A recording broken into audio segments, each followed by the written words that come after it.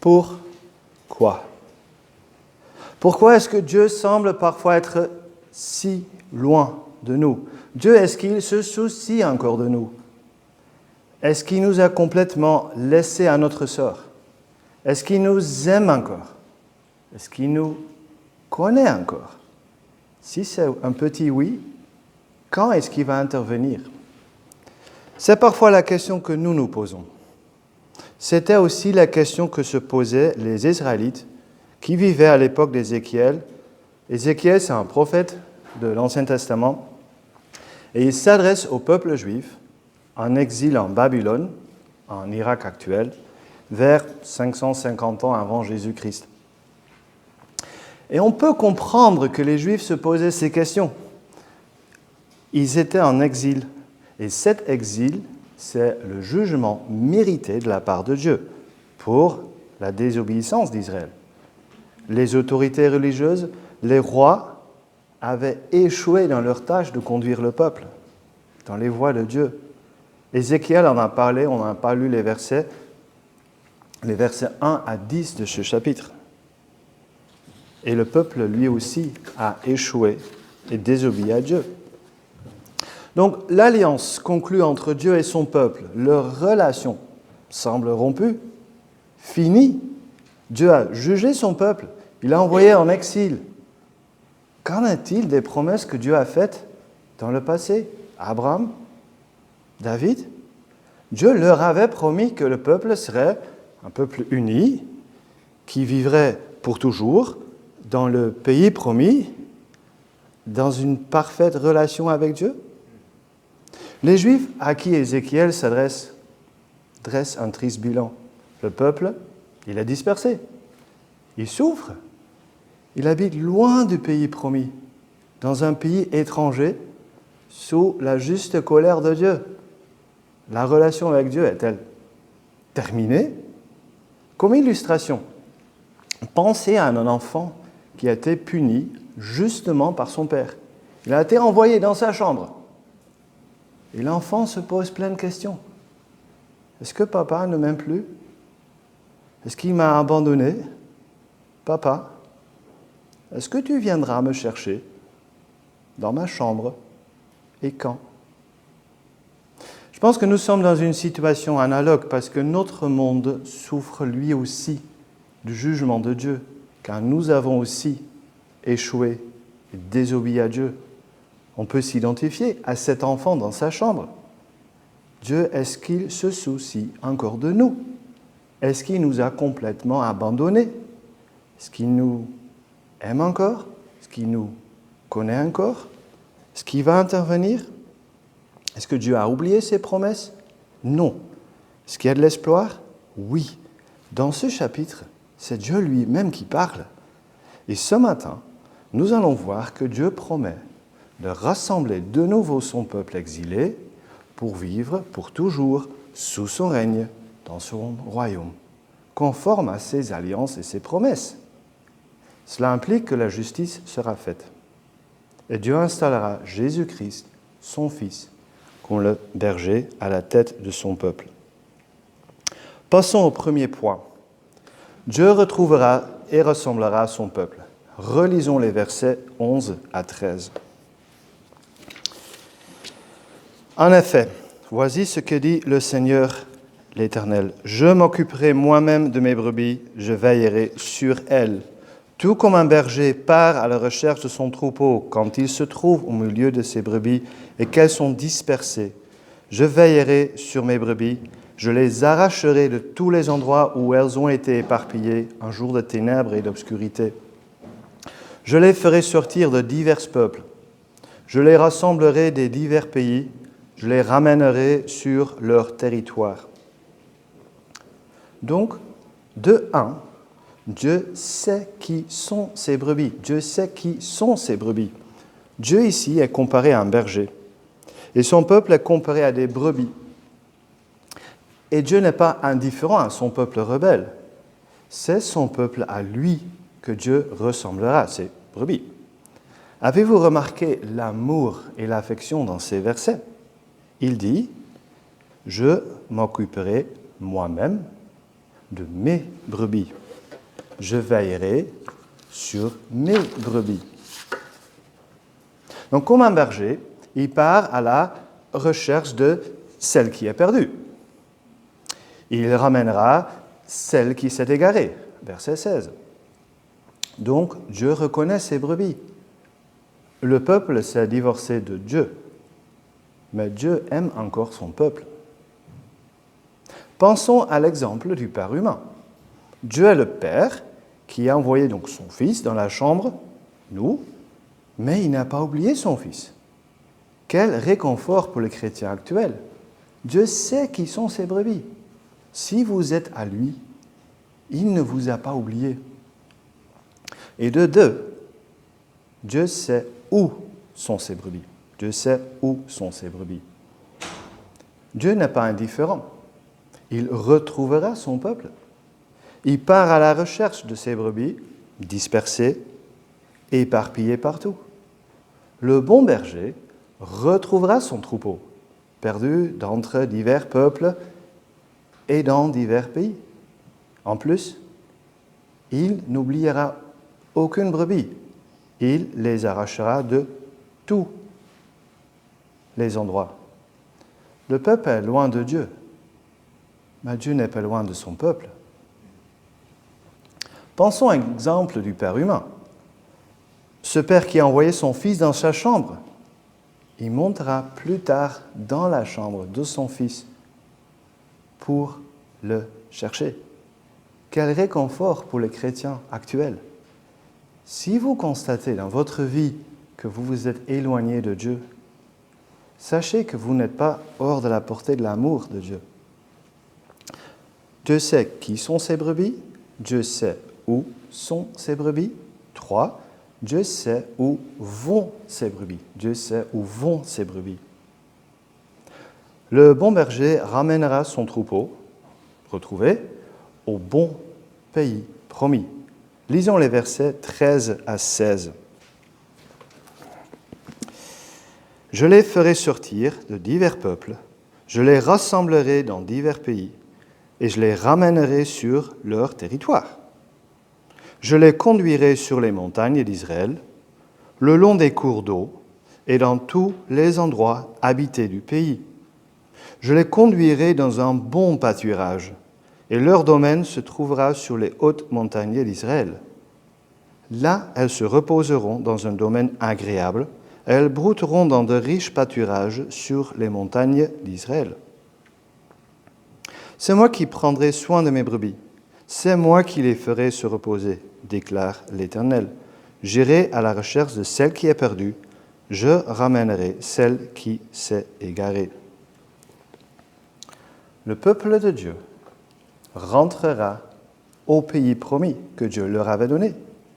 Donc, le pays où le peuple vivait avant leur désobéissance.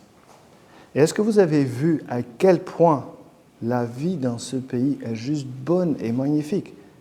Lisons dans le texte. Le peuple de Dieu habitera le long des cours d'eau, ce qui signifie ici l'abondance et la sécurité. Dieu les conduira dans un bon pâturage.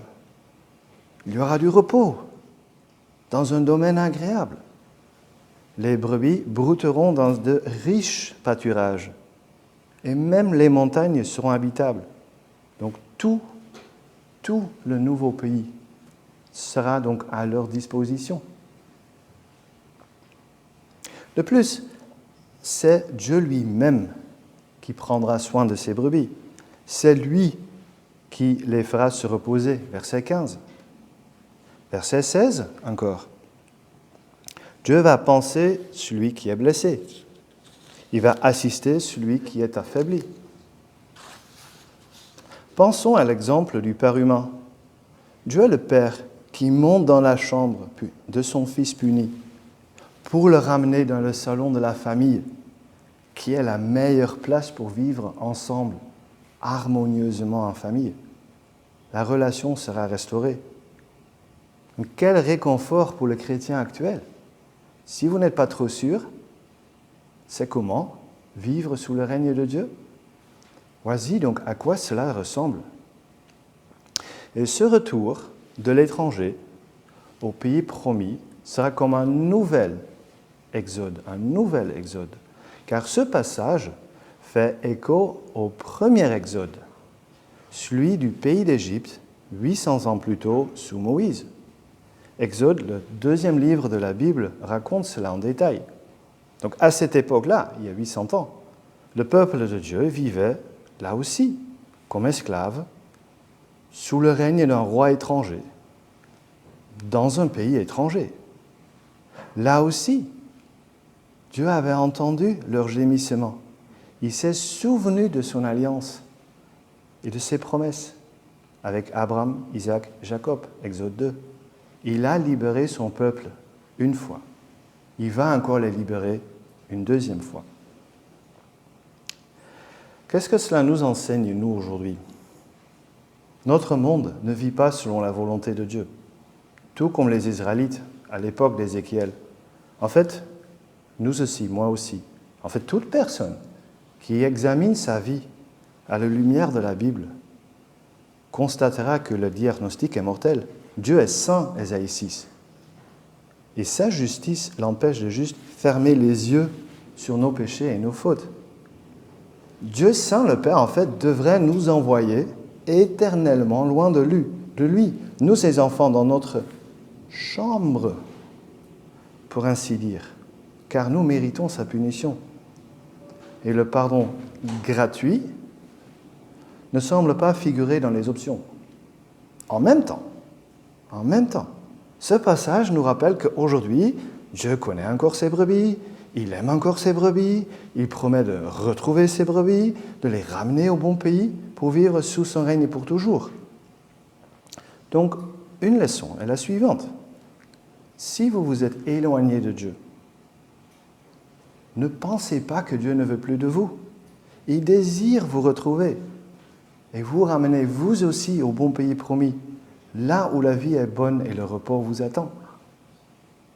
Ou encore, si vous êtes accablé de votre culpabilité devant Dieu, ne pensez pas que Dieu ne veut plus de vous. C'est le contraire. Vous êtes toujours sa brebis. Il vous connaît, il vous aime. Et miraculeusement, nos péchés ne semblent pas mettre un terme ni à la relation que Dieu veut avec nous, ni à l'amour qu'il a pour nous. Pensez à ce jeune homme dans sa chambre. Il sait que son papa l'aime encore. Il a la confiance que son papa vienne le chercher au bon moment. Sa punition ne sera pas la fin de sa relation avec son père. Là, ça semble être une contradiction, n'est-ce pas ? Comment est-ce que le Dieu saint pourra de nouveau vivre en relation avec son peuple rebelle, nous, dans un monde où le mal semble gagner ? Est-ce que son amour l'emporte sur sa justice ? Est-ce que son amour annule la justice ? Est-ce que Dieu met de l'eau dans son vin et baisse ses exigences ? Passons au deuxième point. Dieu promet un jour où la justice sera faite. Relisons les versets 16b à 22. 16b. En revanche, je détruirai celles qui sont grasses et vigoureuses. Je veux prendre soin d'elles avec équité. Quant à vous, mes brebis, voici ce que dit le Seigneur, l'Éternel. Je vais faire le tri entre les bêtes, entre les béliers et les boucs. N'est-ce pas suffisant pour vous de brouter dans un bon pâturage ? Faut-il encore que vous piétiniez l'herbe qui reste ? N'est-ce pas suffisant pour vous de boire une eau limpide ? Faut-il encore que vous troubliez le reste avec vos pieds ? Et mes brebis devront brouter ce que vos pieds ont piétiné, boire ce que vos pieds ont troublé. C'est pourquoi, voici ce qui leur dit le Seigneur, l'Éternel. Je vais moi-même faire le tri entre la bête qui est grasse et celle qui est maigre. Puisque vous avez bousculé les autres avec le flanc et l'épaule, puisque vous avez frappé avec vos cornes toutes les brebis affaiblies, jusqu'à ce que vous les ayez chassées et éparpillées, je vais porter secours à mes brebis, afin qu'elle ne soit plus un butin, et je vais faire le tri entre les bêtes. Ce passage nous enseigne que Dieu effectuera un jugement. Dieu saint, juste, ne pourra pas fermer ses yeux sur notre injustice sans porter atteinte à sa sainteté et à sa justice. Et je pense à une petite échelle, nous connaissons ce sentiment. Si nous sommes victimes d'une tort, quand nous voyons le mal qui abonde, notre cœur, il crie et il demande la rétribution. Idem pour Dieu. Quel père serait-il s'il ne punissait pas ses enfants quand ils méritent un châtiment? Donc, le texte nous dit que Dieu va faire le tri entre les bêtes, les béliers et les boucs. Verset 16. Il va même détruire les bêtes qui sont grasses et vigoureuses. Verset 20. L'Éternel va faire lui-même le tri entre la bête qui est grasse et celle qui est maigre.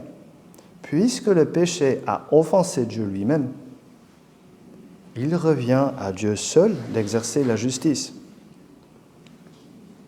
Mais une question se pose. Il sera comment ce jugement? Qui est concerné? Devons-nous avoir peur de nous retrouver du mauvais côté? Regardons le texte. De 1, ce jugement sera juste. Le verset 16 nous dit que Dieu agira avec équité. De 2, le jugement se fait sur base de l'attitude du cœur. Regardons le texte. Selon le verset 18, il y a des brebis dans le troupeau qui profitent de toutes les bonnes choses que le berger leur a données, mais elles le font d'une manière égoïste. Ces brebis, ces personnes broutent dans le bon pâturage, mais elles piétinent l'herbe qui reste une fois qu'elles ont mangé à satiété. Il n'y a plus rien pour les autres. En plus, elles boivent une eau limpide, claire, mais elles troublent avec leurs pieds l'eau qui reste, une fois qu'elles ont bu à satiété. Il n'y a plus rien pour les autres. Il n'y a pas que cela. Verset 22. Ils ont même bousculé les autres avec le flanc et l'épaule. Ils ont frappé avec leurs cornes toutes les bêtes affaiblies, jusqu'à ce qu'ils les aient chassées et éparpillées. Dans ce passage, nous verrons que Dieu va porter secours à ses brebis. Il va éliminer de son peuple ceux qui veulent seulement profiter des bonnes choses, mais qui refusent de faire partie du troupeau du bon berger, qui rejettent l'autorité et le règne du berger. Il n'y aura pas de place pour eux dans le bon pays où Dieu va ramener son peuple. Parce que si Dieu faisait simplement revenir de l'exil tout le peuple au pays promis, sans faire le tri, sans faire de jugement, sans jour de justice, il déménagerait tout le problème, car leur désobéissance se perpétuerait. Il déménagerait tout le problème. La leçon pour nous, déjà à ce stade, c'est que nous pouvons être rassurés. La justice sera faite. Vous voyez le mal qui semble gagner dans notre monde. Mais vous pourrez vous rappeler que Dieu promet un jour où la justice sera faite. Et parfois, on entend dire que Dieu il ne veut pas mettre un terme au mal, ou Dieu il ne veut pas en finir au mal. Ce passage montre le contraire. Dieu saint ne mettra donc pas d'eau dans son vin. Il ne baissera pas ses exigences. Son amour n'annulera pas sa justice. D'une manière, sa justice coexiste avec son amour. Donc la même question reste, comment est-ce que le Dieu saint pourra de nouveau vivre en relation avec son peuple rebelle? Est-ce que les promesses sont des paroles dans l'air? Passons au troisième et dernier point.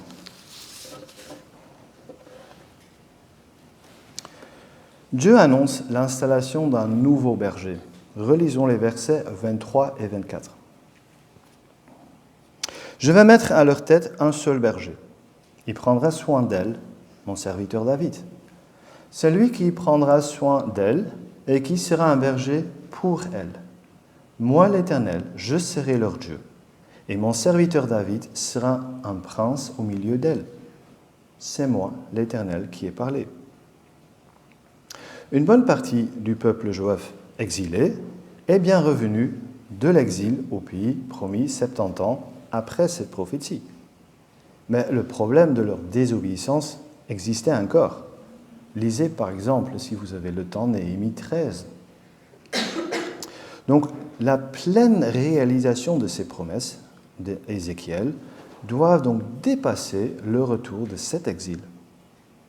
Donc Dieu annonce, un jour futur, l'installation d'un bon berger, qui sera différent des bergers égoïstes du début de ce chapitre. Ce nouveau berger prendra soin de ses brebis. Il sera un berger pour elles. Il reçoit même le titre « Mon serviteur David ». Mais David a vécu 500 ans plus tôt. Ça ne peut pas être lui alors. Ce serait quelqu'un de la lignée de David, conforme à la promesse faite à David dans 2 Samuel 7. Jésus, quand il dit dans Jean 10, on l'a lu, Jésus dit qu'il est le bon berger. Donc le juif à l'époque de Jésus, quand il entend Jésus dire qu'il est le bon berger, il a tout de suite compris que Jésus non seulement fait référence à ce passage en Ézéchiel, il s'approprie ce passage.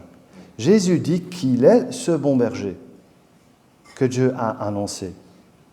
Et Jésus-Christ correspond parfaitement à la description. Regardons. Gardons donc un doigt dans Ézéchiel 34 et un doigt dans Jean 10. On va voyager entre les deux passages. Un doigt dans Ézéchiel, un doigt dans Jean 10. De 1, Jésus provient de la lignée de David. Matthieu 1 commence ainsi. Voici la généalogie de Jésus-Christ, fils de David. De 2, Jésus confirme qu'il connaît Dieu, qu'il agit sur les ordres de Dieu, qui est son Père. Il dit dans le verset 15 de Jean 10, « Tout comme le Père me connaît, et comme je connais le Père. » Ou encore, verset 18, « Tel est l'ordre que j'ai reçu de mon Père. » Donc Jésus-Christ n'est pas un homme qui a voulu faire améliorer le monde pour ses idées altruistes. Il est Dieu. Il est le Fils de Dieu Tout-Puissant. De 3, Jésus-Christ est bien différent des bergers précédents. J'en dis encore. Les autres bergers, eux, ils ne sont que des voleurs, brigands, verset 8. L'autre berger, il est comparé, le mauvais berger, à un simple salarié. Versets 12 et 13. Le simple salarié, quant à lui, n'est pas le berger. Et ces brebis ne lui appartiennent pas. Lorsqu'il voit venir le loup, il abandonne les brebis et prend la fuite, alors que le loup s'en empare et les disperse. Le simple salarié s'enfuit, car il travaille pour de l'argent. Il ne soucie pas de ses brebis. Jésus-Christ, il est le bon berger. Verset 10, dans Jean 10, il est venu afin que les brebis aient la vie et qu'elle l'ait en abondance. Verset 14, il connaît ses brebis. Elles le connaissent. Verset 14. Ça fait écho au premier point de la prédication. Dieu sait qui sont ses brebis. Il va leur donner une vie bonne, magnifique, en abondance. Et encore plus, Christ dit qu'il donne sa vie pour ses brebis. Et cela le rend unique. Revenons à cette contradiction. La justice de Dieu coexiste avec l'amour de Dieu, grâce à la mort et la résurrection de son Fils Jésus-Christ. Ainsi, le Dieu saint pourra de nouveau vivre en relation avec son peuple. Hébreux 13, verset 20. Je cite Hébreux 13, verset 20. « Le Dieu de la paix a ramené d'entre les morts notre Seigneur Jésus, devenu le grand berger des brebis, grâce au sang d'une alliance éternelle. Donc par amour, Dieu Saint a réconcilié le monde avec lui-même par son Fils Jésus-Christ, car son incarnation, sa vie sans péché, sa mort à notre place et en notre faveur ont apaisé la juste colère de Dieu, présente et à venir. Elles nous ont assuré pour l'éternité une attitude propice et favorable de sa part. Remarquez en plus que Jésus-Christ est le bon berger pour tous ceux qui écoutent sa voix. Jésus dit, Jean 10 encore, qu'il a encore d'autres brebis qui ne sont pas de cet enclos. Celles-là aussi, dit-il, il faut que je les amène. Elles écoutent ma voix et il y aura un seul troupeau, un seul berger. Verset 16. Donc le peuple actuel de Dieu n'est pas composé des Juifs de l'époque d'Ézéchiel, mais de toute personne qui reconnaît qu'elle est en fait par nature le mouton noir aux yeux de Dieu, sous sa justice, mais qui fait appel à Jésus-Christ pour être sauvé. Et ce nouveau peuple sera composé de toute personne, issue de toutes les nations et de tous les pays du monde. Mais ce nouveau peuple sera uni sous le seul berger que Dieu mettra à leur tête. Ézéchiel 34, le verset 33. Ou Jean 10, 16, il y aura un seul troupeau, un seul berger. Donc, grâce à la mort et la résurrection de Jésus-Christ, Dieu nous a trouvés dans notre exil spirituel que nous méritions par nos péchés. Dieu a effectué un jugement. La justice a été faite. Elle est tombée sur Christ. Dieu nous a ramenés dans un nouveau pays promis, son royaume. Ce royaume n'est pas encore visible comme un royaume terrestre. Pourtant, c'est un royaume. Le nouveau peuple de Dieu qui vit sous le règne de Dieu, en relation avec Dieu, sur cette terre, tout en attendant la pleine réalisation de toutes les bénédictions citées sous le premier point. Donc Dieu sera notre Dieu, et nous vivrons éternellement sous son règne.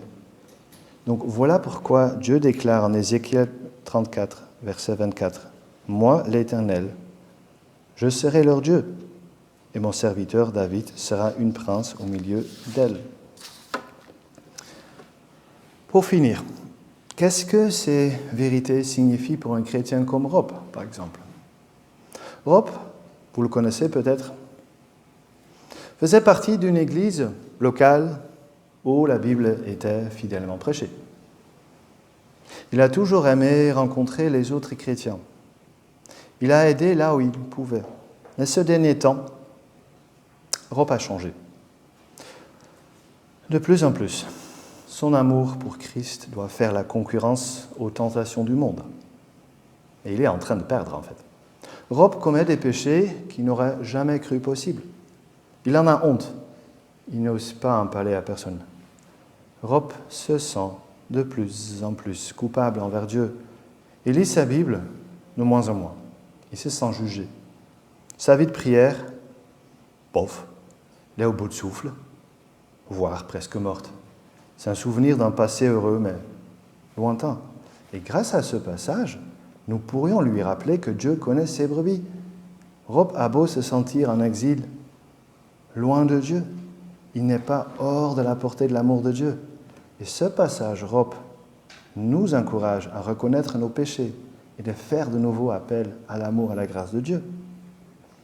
Dieu sera comme un berger qui part à la recherche de ses brebis qui sont perdues. Dieu retrouvera les chrétiens repentants comme Rob et restaurera la relation grâce à l'œuvre de Jésus-Christ. Ok, mais qu'est-ce que ces vérités signifient pour un deuxième exemple, un chrétien comme Eunice? Eunice, elle est née de nouveau. Elle a toujours cru que la nouvelle vie sera une bonne vie, facile, agréable à vivre, une fois qu'elle serait devenue chrétienne. Mais malheureusement, sa vie actuelle, c'est plutôt le contraire. Elle a un job qu'elle trouve très dur. Elle a des soucis de santé. Il y a des tensions dans la famille. Et son église locale n'est pas top du top non plus. Elle est déçue. Elle se pose plein de questions. soit je ne suis pas une bonne chrétienne, soit les promesses de Dieu ne sont pas vraies pour moi. Grâce à ce passage, nous pourrions lui rappeler que les promesses sont vraies, pour elle aussi. Toutes ces promesses ne se réalisent pas ici, maintenant, sur terre. Dieu a réglé le plus grand problème de sa vie quand il lui avait pardonné ses péchés, quand il lui a donné une nouvelle naissance par son Esprit Saint. Depuis que Eunice est devenue chrétienne, elle jouit déjà de toutes les bénédictions en Christ. Elle est une brebis de plein droit dans le troupeau de Dieu. Elle est membre de son royaume. Ses promesses se sont réalisées. D'autres seront accomplies au ciel. Donc, entre-temps, Eunice et nous, on doit encore vivre dans ce monde déchu. Et on n'est pas encore sur la terre que Dieu a promise. Oui, on devra faire à des soucis de santé, aux tensions de la famille, dans notre travail. Les difficultés ne disparaîtront pas tout de suite, malheureusement. Mais notre avenir est assuré. Dieu nous demande de persévérer. Il nous a donné son Esprit Saint, un gage du futur qui l'attend. Pour finir, qu'est-ce que ces vérités signifient pour quelqu'un qui n'est pas chrétien? La semaine passée, j'ai entendu quelqu'un dire ceci, je cite, « Youpi, c'est bientôt Noël. La dinde, la bûche, les décorations, en passant par l'ambiance et les invités, tout doit être parfait, sinon la magie risque de s'envoler. » Non, Noël n'est pas une illusion temporaire de perfection. À Noël, nous célébrons la naissance de Jésus, parfaitement Dieu, parfaitement homme, mais né dans un monde imparfait pour un monde imparfait. Qui est-il selon vous? Juste un simple enfant dans une mangeoire à qui nous attribuons des valeurs exagérées? Ou un simple homme qui a voulu améliorer le monde, mais qui a été tué pour ses idées? Rappelez-vous qu'il est l'incarnation de Dieu, venu pour donner sa vie à ceux qui se tournent vers lui comme Seigneur et Sauveur. Dieu promet un jour où la justice sera faite. Il fera le tri entre ceux qui sont à lui et ceux qui se sont définitivement détournés de lui. Les promesses pour les premières sont excellentes, mais pour ces dernières, elles sont terribles. Ce berger vous appelle. Écoutez sa voix. Prions. Dieu notre Père, nous te remercions pour ton Fils Jésus-Christ. En Jésus, tu nous as comblés d'innombrables bénédictions dans le présent et de promesses magnifiques pour l'avenir. Et nous te demandons pardon pour toutes les fois où nous avons douté de ton amour pour nous, de ta bonté envers nous, pour toutes les fois où nous ne voulions pas de toi dans notre vie, que tu nous donnes de nous émerveiller, de te glorifier encore, quand nous allons célébrer la naissance de ton Fils Jésus, qui est le bon berger que tu avais promis dès avant la création pour toute éternité et qui a donné sa vie pour nous. Amen.